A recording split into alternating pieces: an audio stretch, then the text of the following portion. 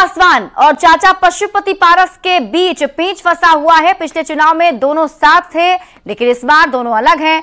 खबर यह है कि पशुपति पारस की पार्टी को बीजेपी एक भी सीट देने के लिए तैयार नहीं है और इसी वजह से पशुपति पारस नाराज चल रहे हैं। बीजेपी चिराग पासवान को 5 सीट दे रही है, जिसमें हाजीपुर सीट भी शामिल है। हाजीपुर सीट पर चिराग पासवान भी दावा कर रहे हैं, तो पशुपति पारस भी पीछे हटने को तैयार नहीं है।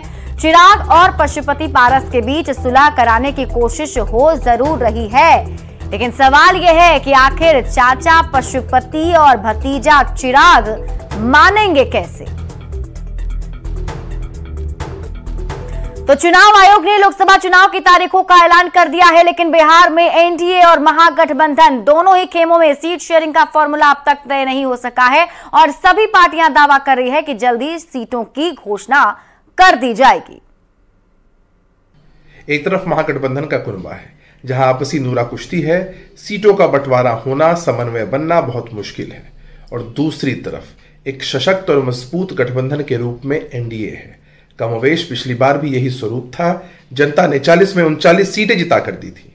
नीतीश कुमार जी के आ जाने के बाद एनडीए और मजबूत हुआ है। इस बार जनता क्लीन स्वीप कराएगी। बहुत जल्द पूरे समन्वय के साथ सीटों का बंटवारा होगा और सभी रूपरेखा सबके सामने होगी। 2024 लोकतंत्र के महापर्व के लिए हम सब तैयार हैं।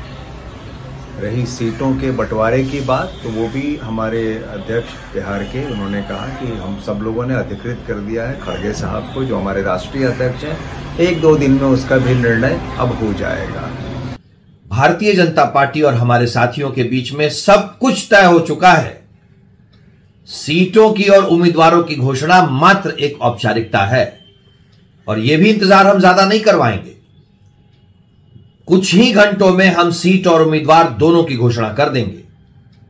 हमारे लिए बिहार में सिर्फ और सिर्फ एक लक्ष्य है, अब की बार 400 पार और 400 में 40 देगा बिहार।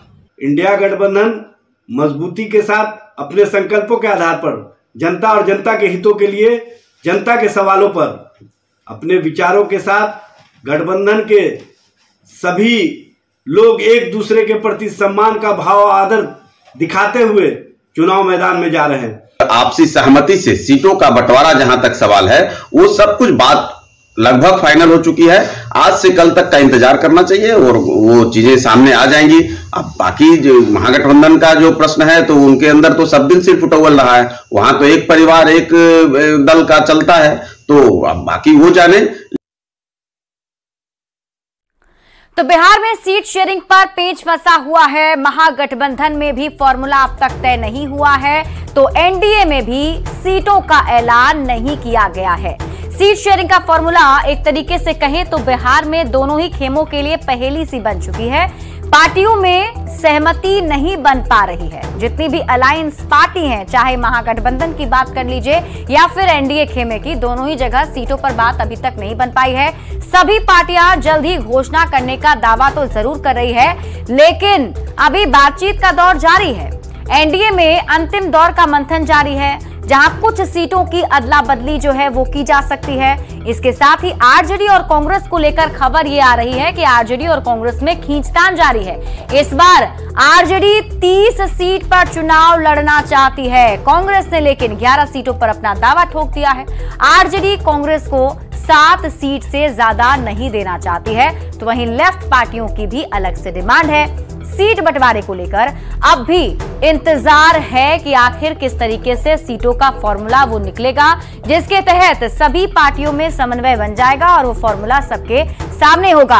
हालांकि महागठबंधन की तरफ से और एनडीए दोनों ही तरफ से कहा जा रहा है कि सीटों पर बातचीत हो चुकी है, फॉर्मूला बनकर तैयार हो चुका है। बहुत जल्द ही औपचारिक तौर पर इसका ऐलान कर दिया जाएगा, लेकिन अंदर खाने से खबर यह है कि कुछ ऐसी सीटें हैं जिसको लेकर महागठबंधन के अंदर पेंच फंसा हुआ है, जैसे कटिहार और बेगूसराय की सीट है, जहां आरजेडी और कांग्रेस दोनों ही की तरफ से दावा किया जा रहा है। बढ़ते